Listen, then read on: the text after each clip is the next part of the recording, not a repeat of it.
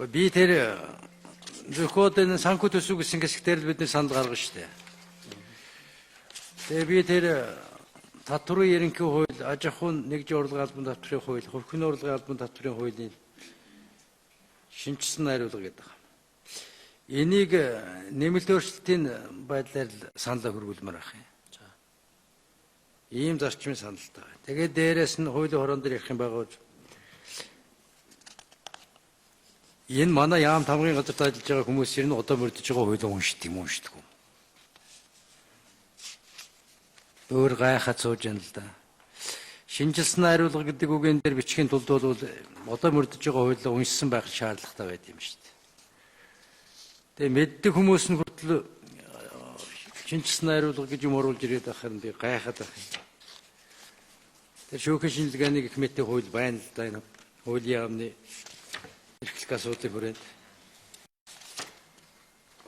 Хуульч эрх зүйн байдлын гээд би нэг батлуулсан юм ийм сүүлд нь баг тонгочулсан энийг шинжилсэн юм шиг байх юм. Гэх мэтээр.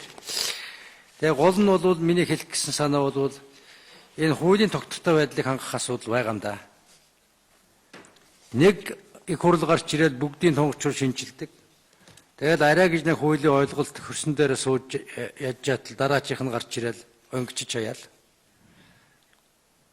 Тэр нь гүйц дургуж нахаж амжаагүй байх дараагийн 4 жилийн засаг нь гарч дахиж шинжилж хаяал. Ингэсээр байгаад Монголын хуулийг гадны болон дотны хүн ойлгох хэрэгс аргагүй болж шít. Одоо бол бид нэр тэр хууль тогтоодог ажлыг хийгээд дууссан ерөнхийд.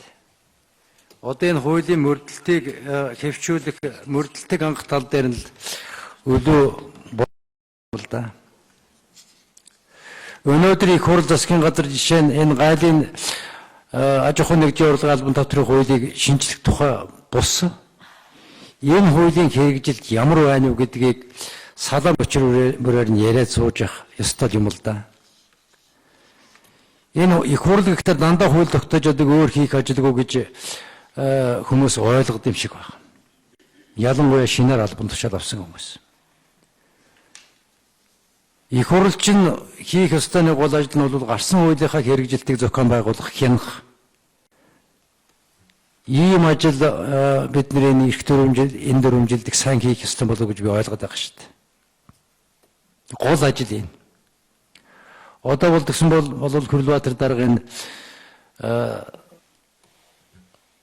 салбар үрийн төсвийн зарцуулалтын байдлыг их хурлаар ярьдаг болмоор байна. Тийм ээ? Энэ юм зөв юм зараад байна уу, буруу юм зараад байна уу? Яахлаараа 2004 жилийн өмнө 200 тэрбум төгрөгийн ашигтай ажиллаж ясны улсын үйлдвэрийн газрууд 4 жилийн дотор 11 тэрбум төгрөгийн өр төлбөртэй болж тийм хэмжээний зээл авсан байдیں۔ Энийг жишээ нь нэг хүртэл улсын үйлдвэрийн газар үрээр нэг хурлаар цаашдаа ярих шаардлагатай юм шиг байна. Өөрөөр хэлбэл энэ 4 жилдээ нэг хурлын хийх ажлын өнгийн бүр эс өөр болгож хинэн шалгах чиглэл рүү өлөө явуулмаар л харагдаад байгаа юм да. Сая тэр шүүхийн шинжилгээний хууль дээр башхлангаас асуухлаар ганц нэг зүйл өөрчлөлт тухайд ярьж шít. Би өөрчлөх юм байхгүй гэдэг чинь мэдхийн дээр мэдэж шít. Ийм учраас 91 хэлэлцүүлгийн явцад энэ шинжилэн найруулсан гэдэг гих төслүүдийг байнга хороо бүрэх анхааралд авч үзэж өөрчлөлт хэлбэрээр энэ асуудал тандаад 90 цаашдаа энэ гүйцэтгэлийн талдаа бол их хурл төлөхөө анхаарсан дээр юм байна гэж надад ойлгогдлоо. Нэгдүгээрт. Хоёрдугаарт энэ их хурл дээр орж ирж байгаа янз янзын засгийн газрын саналыг их болгоомжтой өглөөргаар нь хянаж зөв шийдвэр гаргаж авахгүй болвол энэ аюултай нөхцөл байдал үүссэн байна. Энэ төрийн чинь шийдвэрийг энэ засгийн төвчөнд санал гаргадаг чинь байхгүй болсон байна. Бүр цаад эзнэн даалгавар сайд нарт даалгавар өгдөг. Сайд нар нь эзнийг өгсөн даалгаврыг засгийн Нэмдэрч гишүүний микрофонд өгье.